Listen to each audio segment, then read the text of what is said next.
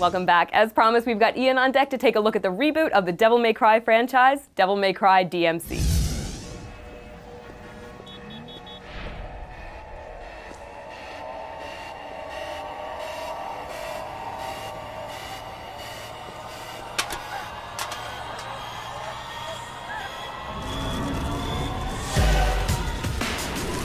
If the words hack and slash even remotely cause any excitement in your brain, then after watching this review, you should immediately go and buy this game.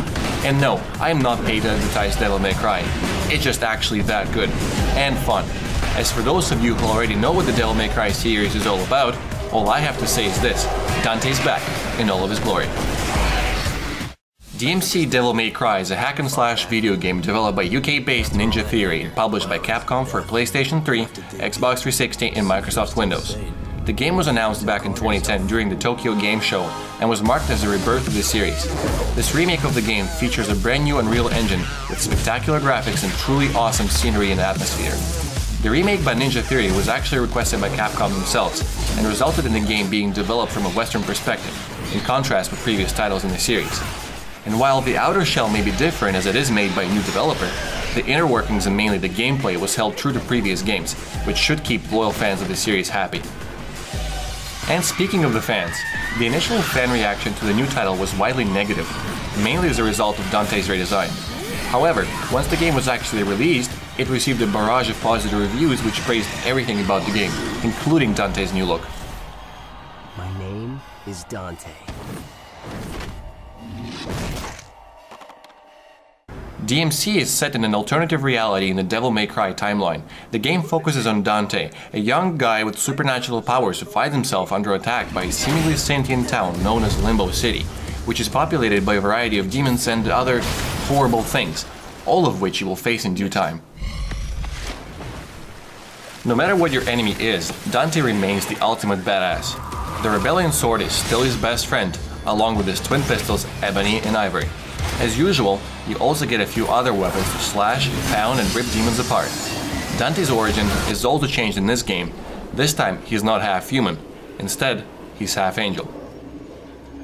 Dante and his brother Virgil were born to an angel mother and a demon father, which makes them both Nephilim.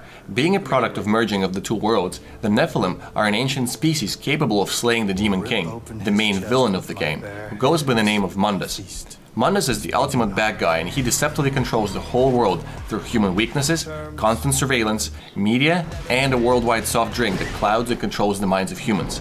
And right in the middle of the human world, or rather underneath it, he holds a realm full of demons. A twisted place that contains stunning visuals and environments that will blow your mind. Without giving you any spoilers, I'm going to say that the story in this game makes sense and is easy to follow. Just don't expect it to be super addictive or very deep. The voice acting and animation is good, even really good at times, perhaps the best out of all DmC games. However, the story and voice acting will not drive me back into playing this game over and over. What will make me play this game again and again is the gameplay. Throughout the story and with the help of his brother, Dante slowly reveals his past, and with it, gains access to his powers. Those powers become quickly and seamlessly integrated into the flow of the game, and are used to fight enemies and interact with the environment, such as punching and cutting through things in your way, or pulling chunks of environment to you. The combat system is beautifully implemented and has one of the best designs to this date. It is without a doubt the best part about the game. From simple interface additions that explain and upgrade moves, to brilliant combo structuring and control. Fighting in this game is purely fun, and for the first time I feel wanting to experiment and discover various combos without consulting the in-game guide. So hats off to Ninja Theory for doing this so well. A staple of Devil May Cry games is the style point system. It is fueled by combos and combat actions you perform in-game, and directly affects your overall mission ranking. What sets this game apart from the previous titles is that the style system now has a live feed of points directly on your screen, breaking down the reasons why you're doing so awesome or so incredibly bad. This way, you can get better and keep doing it to score that sweet triple S rating. What makes the combat in DmC even more fun is the original soundtrack by Noisia bringing in some electronic music on board, and by Combi Christ bringing in the agritech genre.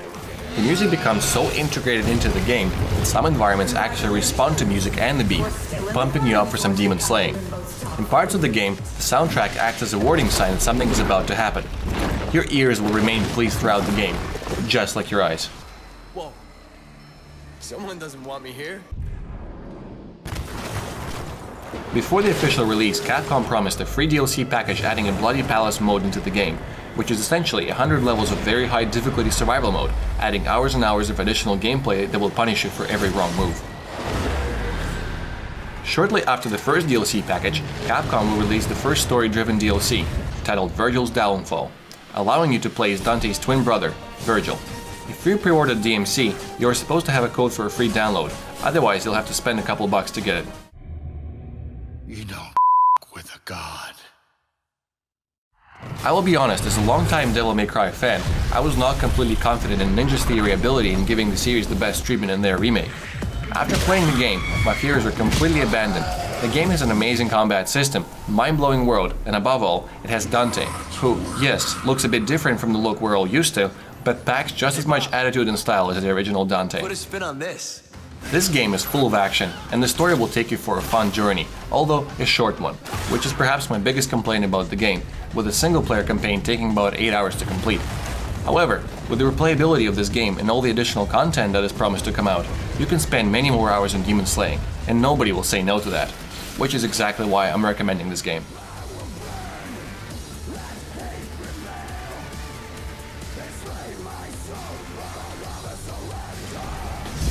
And that's going to do it for us. Special thanks to the Cartridge family, Don Baca and Jay Hames from Alpha Strike, and as always, Adam Perry for letting us hang out at the Last Game Store. We'll see you next time.